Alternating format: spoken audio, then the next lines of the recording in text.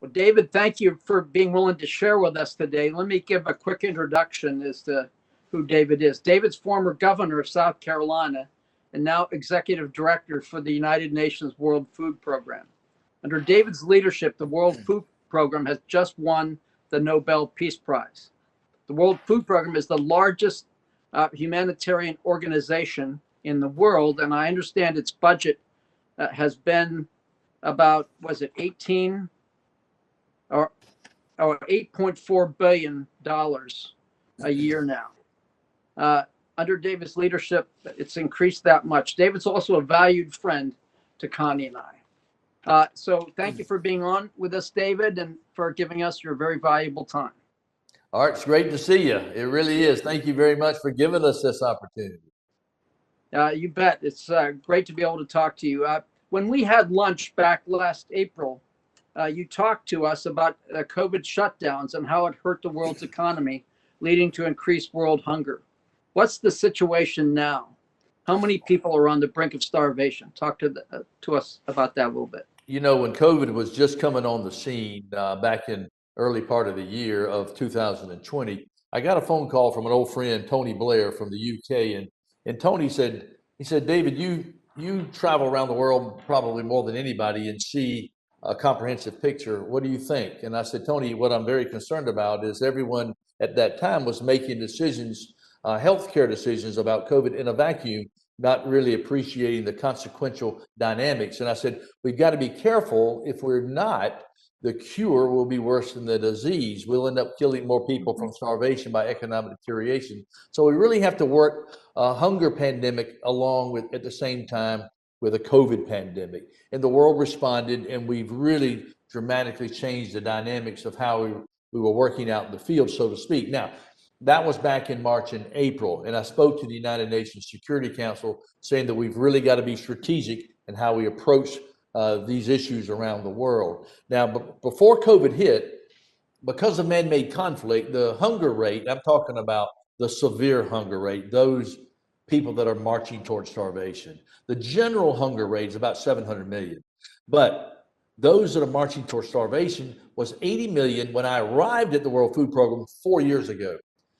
Prior to COVID hitting, the number had gone from 80 to 135 million, driven primarily by man-made conflict, coupled with climate extremes and fragile governance.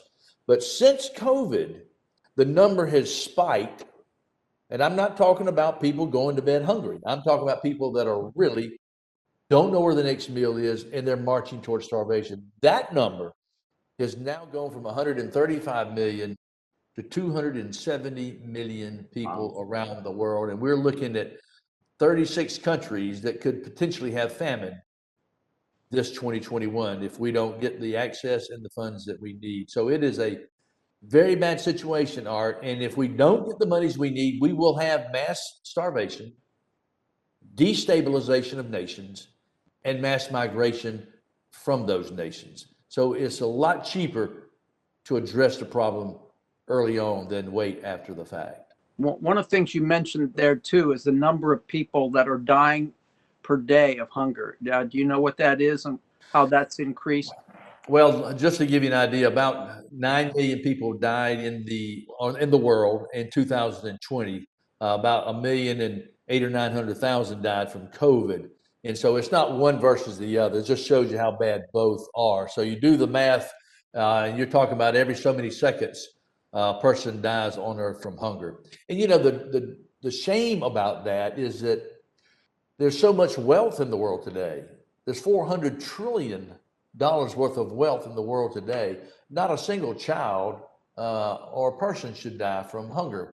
We have a cure for hunger. We have a vaccine against starvation. It's called food. And so we just need people to step up and do what we can to bring some comfort and hope to people around the world, Art. Well, thank you for that. You've talked a lot too about the relationship between hunger and conflict. Can you unpack that a little bit and tell us what you mean by that?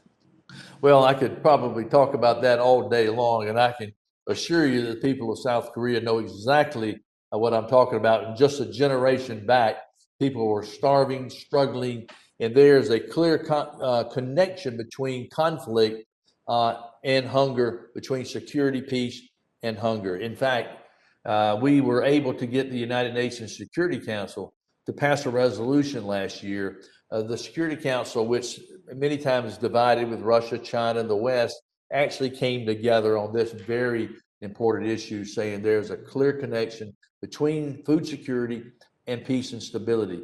In fact, that was one of the strong and clear messages that came from the Nobel Peace Prize Committee, because they clearly recognized that the work that the United Nations World Food Program was doing out in the field was bringing peace and stability, using food as a weapon of peace, when some try to use it as a weapon of war, or like extremist groups will use it as a weapon of recruitment by denying food.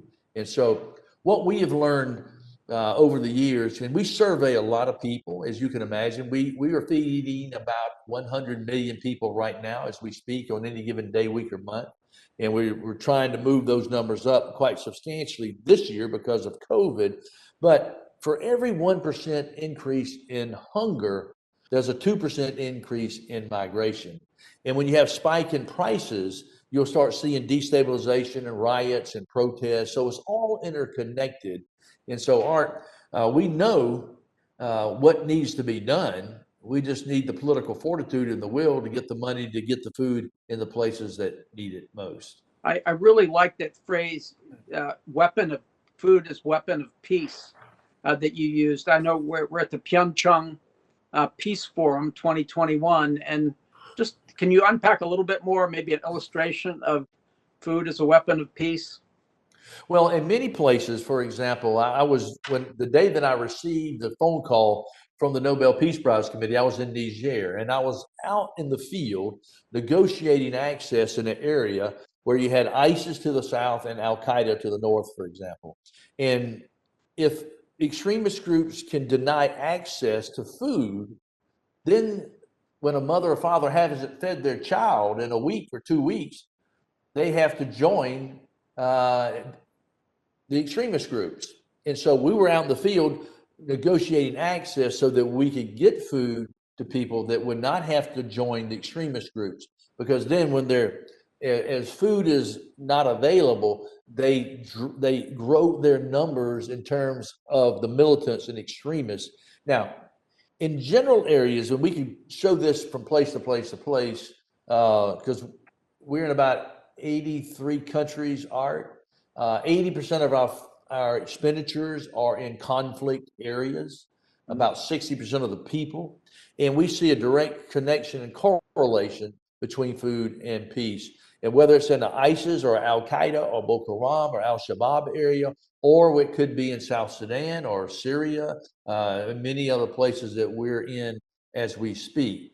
And some entities will use food as a weapon of division, a weapon of war, a weapon of recruitment, violating your fundamental human rights. And so when we're there, and I can tell you, I can give you anecdotal evidence, and particularly in the Sahel, when we're there with food programs and school meals programs, mass migration drops off the chart. Teen pregnancy and 12-year-old marriage rates drops off the chart.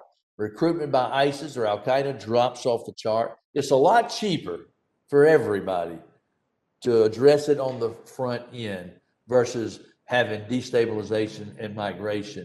And we've got a lot of statistical analysis because of the way we survey people when they don't have food, what happens, and there's a clear, absolute correlation. You can imagine in your neighborhood, if everybody in your neighborhood didn't have food, what do you think would happen?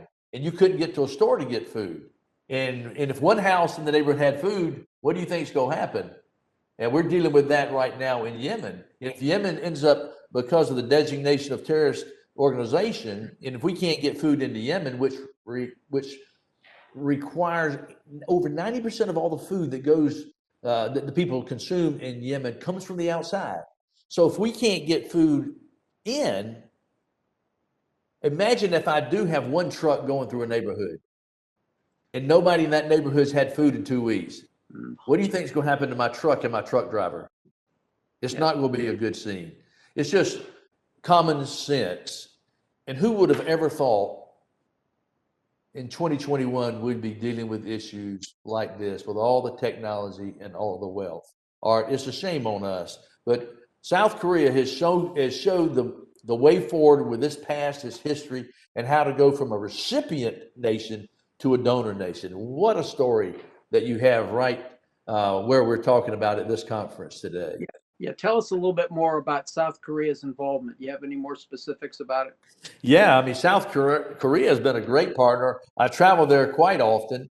And out of all the countries on earth, South Korea is in the top 10, top 11 donors around the world. And what's good about that is you can imagine it was only a matter of 1-2 generations ago that South Korea was a recipient nation receiving support from the World Food Program, a nation that literally was on its knees. But now it's a nation that has rebuilt, retooled, and is giving back all over the world. And I love meeting with the leaders because they love the World Food Program. They said, you were there when we needed help, and we're there when you need help. And so now we receive literally over $100 million from the people of South Korea because of their understanding the importance of this issue and what it means to their livelihood, what it means to their children, and to a better future. Can people give, like in South Korea and other places, give money to the World Food Program in order to give to North Korea? And what is the situation there? But kind of both questions together there. Yeah, the situation is that people can give to us. We have an office in Seoul, so don't hesitate to contact our team there, the United Nations World Food Program. Please call them, go see them. They would love your engagement, love your support. You can also go online, sharethemeal.org, and donate directly. You can go to at our World Food Program website, look that up, donate that way. Governments obviously are critical to our support. That's where we get most of our money, but also the private sector. But not just North Korea. We receive, as you can imagine, $8.4 billion, a lot of money all over the world. So we're raising money all the time, and we are a very efficient, effective operation. And so the people of South Korea have been tremendous donors to help people around the world, but also into DPRK. And I was there not too long ago, but because of COVID, it's pretty much locked down right now. And so I can't give you experiential up-to-date data. I have a team on the ground there, but restricted movement. I hope to be back in DPRK very soon, in the next month or so, as things lighten with regards to COVID, because we have a lot of concerns around the world. In North Korea, DPRK, we hope to help the children that we have many, many years. We've been there, Art, for about 25 years. And we've got the biggest, largest footprint on the ground. And I've met with the leaders on a number of occasions, having very practical discussions, very frank discussions. And I'm hopeful that we can be back in operating capacity like we were before once things open back up. And I hope that's sooner than later. Yes. Well, the Pyeongchang Peace Forum 2021 is, of course, focuses on peace and reconciliation around the world, and particularly with North Korea. But how can this forum really help to contribute to peace from the World Food Program perspective? Well, Art, peace is a very elusive thing. You don't appreciate it till you don't have it, Right. And when you think about how much peace has been brought and prosperity around the world, not many people realize that 200 years ago, 95% of the people on earth were in extreme poverty. Extreme poverty. Today, less than 10. So I tell a lot of the young people, be careful. Don't tear down the systems that's helping 90%, sharing more wealth than any time in world history, to help the 10%. What we can't do is neglect that 10%. We need to improve the systems, tweak the systems, enhance the system, and reach that final 10% out there, because they are not experiencing this better way of life. And so peace is critical. If people don't have food, don't have some degree of economic and food stability, you will have conflict. You will not have peace. You will have war.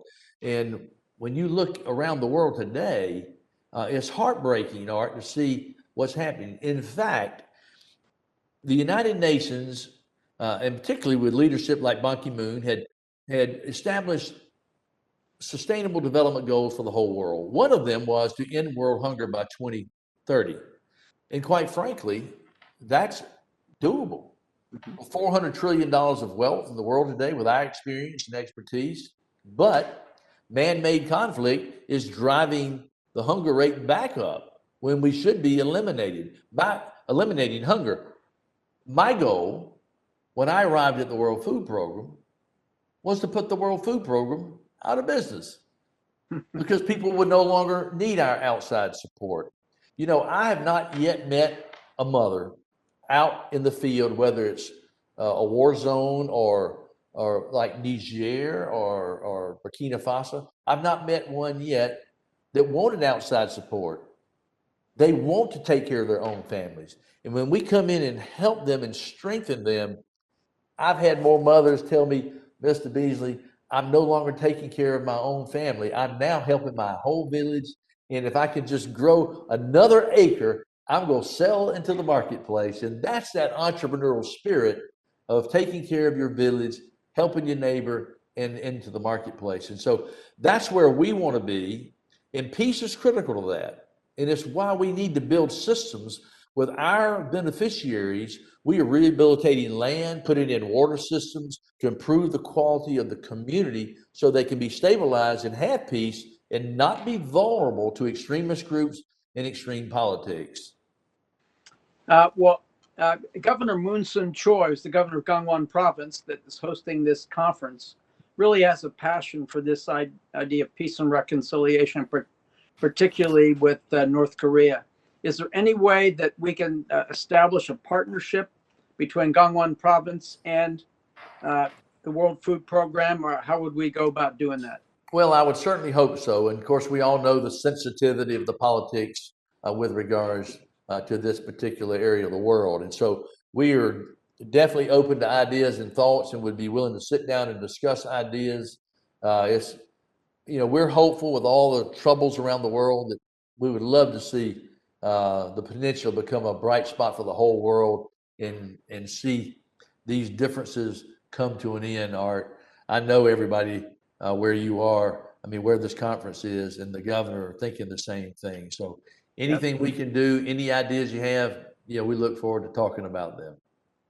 Well, I would certainly want to talk to you for a long time, but I know you're very busy. And thank you so much for being willing to give us your time and this report for the Pyeongchang Peace Forum. So thank you so much, and we'll let you go. Congratulations on the Nobel Peace Prize, and thank you for all the tremendous work you're doing. All right, thank you. It's great to be with all of you, and blessings to you all, and let's build a safer, better, and a good world. We got a lot of work to do this year. Thank you.